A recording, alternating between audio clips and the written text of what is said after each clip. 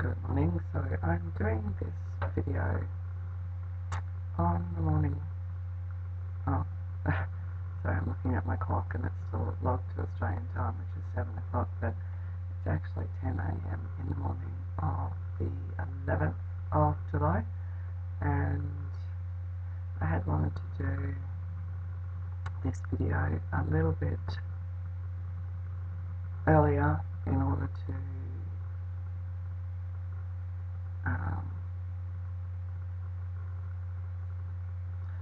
record my HBOT experience. So as you can see, with my brain's a little bit, I suppose there's a lot been going on. I travelled yesterday, so it's still a little slow in thinking of words and what I'm actually doing. So the whole experience with HBOT, well, not experience, the reason I've been wanting to do it is because of long-term neuro issues, which started back in 2009, 2010, when my brain scan showed hyperperfusion throughout, including the basal ganglia, so which I then developed acquired dystonia from, which is my vocal cord spasms and my voice. I call it my sexy phone voice. It sounds better than vocal cord spasming. And I also developed cervical dystonia, which is the neck twitches. That's improved a lot over time. It's nowhere near as bad as what it was for a number of years. Even my acquired dystonia has started to improve with time.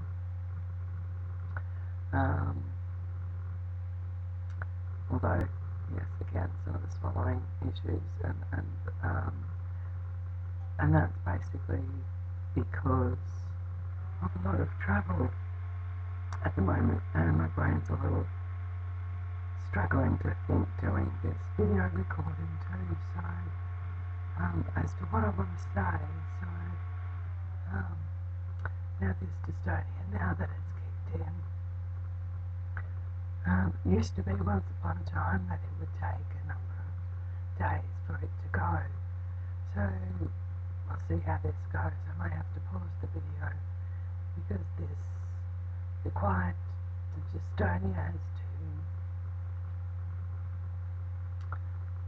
two different, where the vocal cords spasm inwards and then when they go out. So inwards obviously causes my high-pitched voice. It's a lot easier to keep talking with that voice.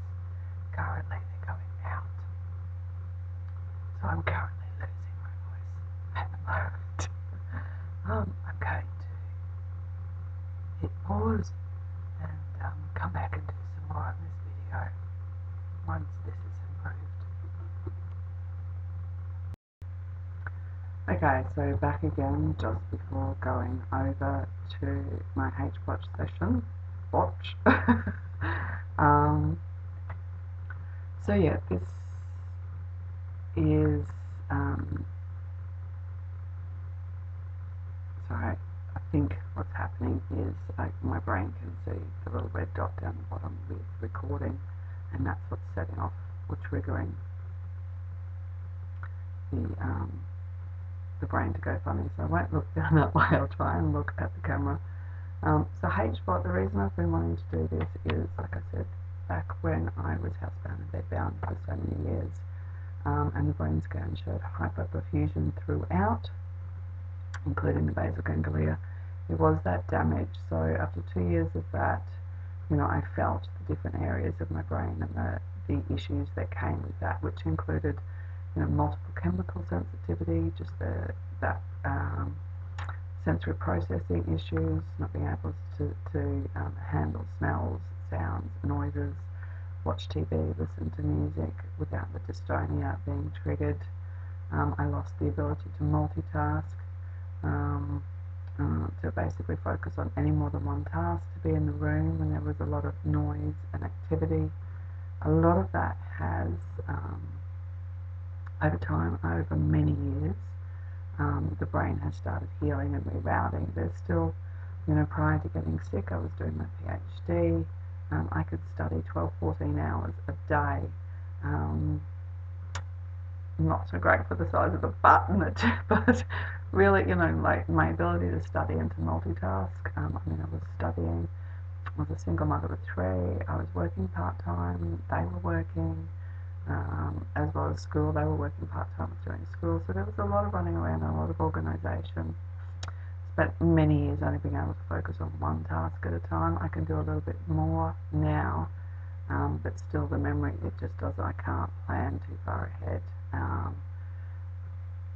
There's just, a lot of neurological brain issues, which I will write a symptom checklist and sort of outline that more.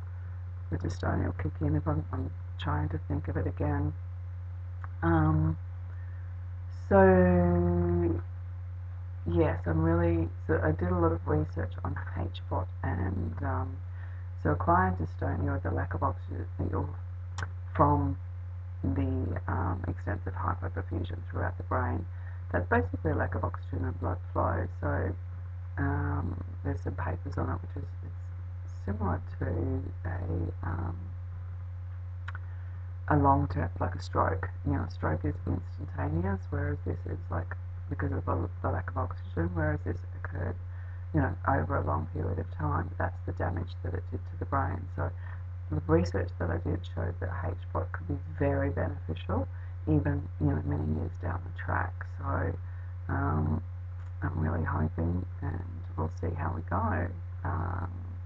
Like I said, I will do a symptom checklist and keep track of that. So currently I'm about to do 20 intensive sessions, so 5 days a week, starting at 1.5 atmospheric pressure and then going up to 2 atmospheric pressure once the body's adjusted to that. So it's a journey that I'm looking forward to, and grateful for the healing I've had in the last 10 years, and just hope this continues that.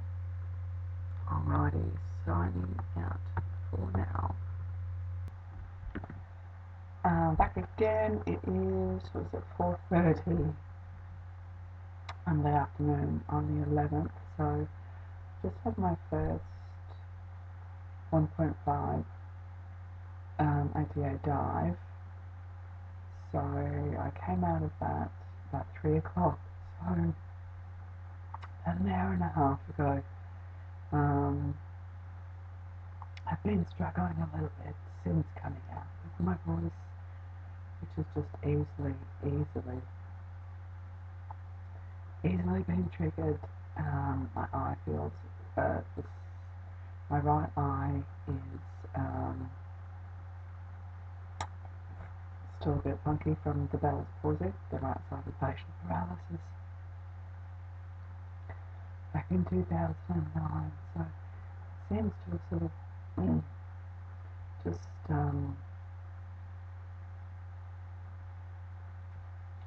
activated. Activated is not the right word, but sometimes there's a term called a healing crisis when you sort of do something where the body is just sort of like going through those motions. The lady did warn this week would probably be the toughest, so that's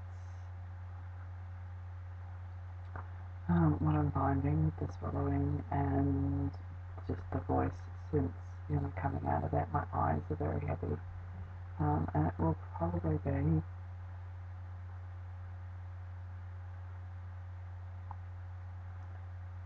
early night tonight.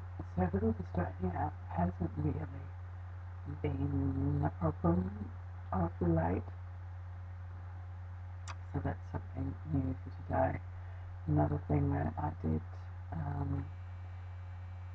sort of notice today too, and I hopefully the HBOT might help with that, but I wrote the symptom checklist with the lymphedema and swelling in the right hand, which I've had for quite some time, since I had the PIC line 2 back in 2014-15. I'll leave that update there, and